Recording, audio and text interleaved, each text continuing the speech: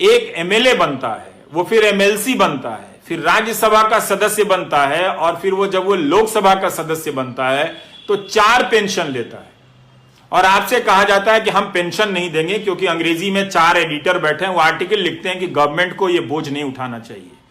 वो पैसा जो सरकार आपके पेंशन में खर्च करती, वो पैसा किसको जाता है?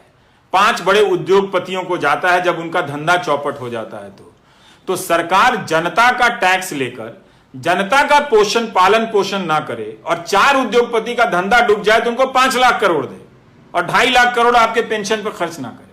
और कहा जाता है कि आप एनपीएस में निवेश करें। क्या हम और आप एक ही योग्यता रखते हैं? मान लीजिए कि मेरे पास 10,000 है और आपके पास भी 10,000 है, यहां पे 100 लोग हैं, सबके पास 10-10 हजार है। क्या सभी लोग बराबर क्षमता रखते हैं शेयर बाजार में निवेश कर अपने निवेश को बढ़ाने की? उनमें वो क्षमता है, दृष्टि है?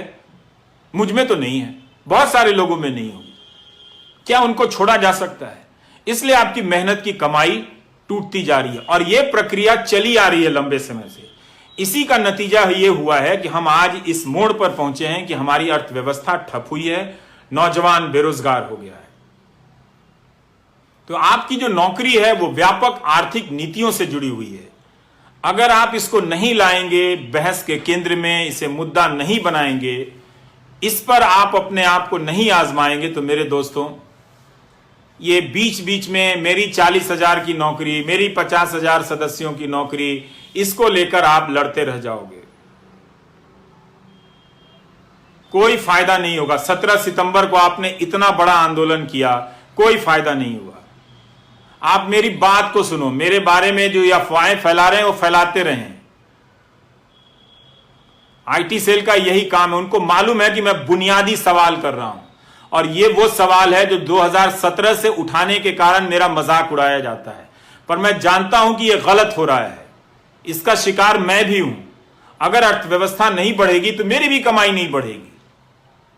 हम जैसे लोग जो ऊपर जा रहे हैं नीचे सड़क के नीचे आ जाएंगे। और आपको तो जीवन में 10 साल या 5 साल के लिए ऊपर जाने का भी मौका नहीं मिलेगा। मुझे तो मिला भी,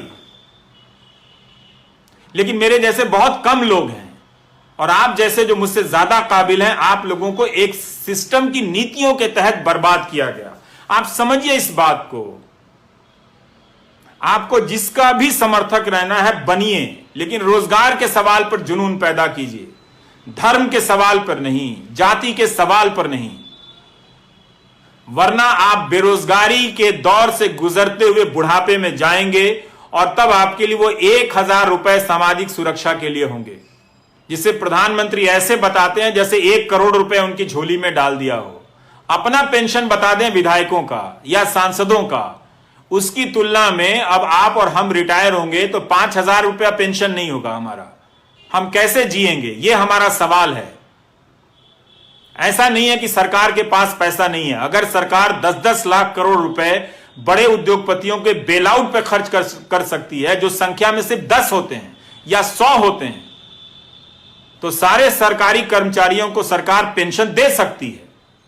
आपने 20 साल का यह दौर बिना पेंशन का देख लिया। कई लोगों ने जो ग्रामीण डाक सेवा में काम करते हैं, उनके किसी एक बच्चा बाहर के देश में नौकरी करता था, उसने लिखा कि यह समस्या बहुत बड़ी है, हमारे पिताजी और उनके दोस्तों का की पेंशन नहीं आ रही है, आप उठाइए। ये 2018 की बात होगी या 19 की बात होगी।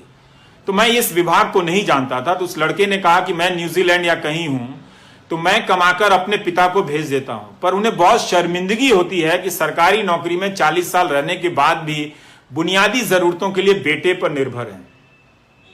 अच्छी बात है कि उनका बेटा भेज देता है, पर बहुतों के घर में ऐसी परिस्थितियां नहीं होंगी।